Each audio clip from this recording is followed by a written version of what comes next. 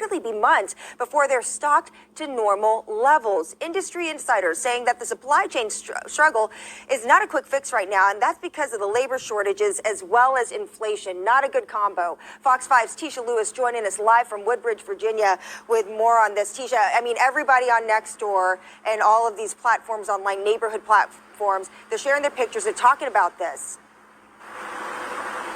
It's all over social media, Angie. You are absolutely correct. Many folks noticing this over the weekend when they did their grocery shopping. A far cry from the good old days. We're talking about empty shelves, empty produce, empty freezers, low on produce, low on fruits and vegetables. Now some grocery stores are turning to off-brands just to keep consumers and get consumers what they need. Now, some of the hard-to-get items include beef, pork, eggs, even maple syrup is what we're hearing from some folks that deal with supply chain management. This comes as the Omicron variant and coronavirus cases continue to rise, fueling a workforce shortage.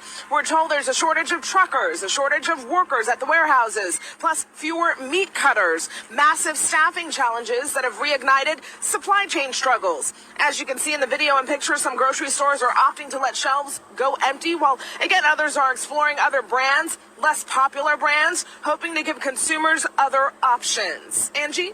And so, Tisha, can you walk us through this and break it down in the simplest form? Just how is this happening? How long could it possibly last?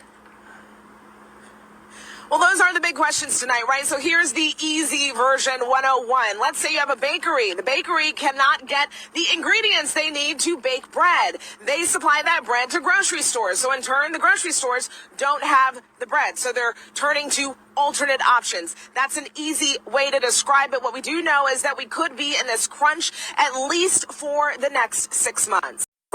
As supermarket shelves lay bare. We visited a number of stores, and here's what we found. Shelves looking like this. Not too much on them at all. Compounding this issue, experts are predicting the cost of food will jump even higher this year because of delays and labor shortages. CBS 46's Jamie Kennedy is live with more on this issue. Jamie?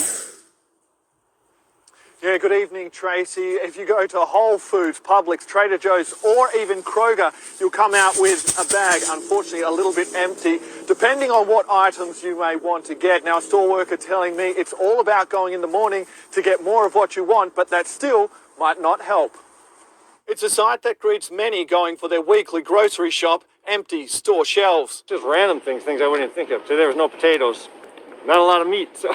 With the holidays over, many told me they thought things might look a little better, but still empty shelves persist. I checked out Publix, which was nearly depleted of toilet paper and salad mixes, while over at Kroger, certain vegetables and kids' juice were mainly out of stock. There was a few produce items I couldn't find, which is annoying. And the news gets worse. Research firm IRI predicts a 5% rise in food costs thanks to higher labour, packaging, shipping and logistics costs. A lot of families telling me they are now having to strategize their trips and think on the fly, even visiting multiple locations in the hopes of finding certain items at the right price. Just off the top of my head, yeah, I'm getting a little more things in some other places now just because this trip didn't go as planned. But make workarounds and make it work, yeah. Supply issues have been plaguing the country for over a year. Pop-up ports are being utilised in Georgia to help the port of Savannah catch up, with success according to officials. Many industries are also dealing with worker shortages, such as trucking companies which supply grocery stores thanks to the new Omicron surge. This is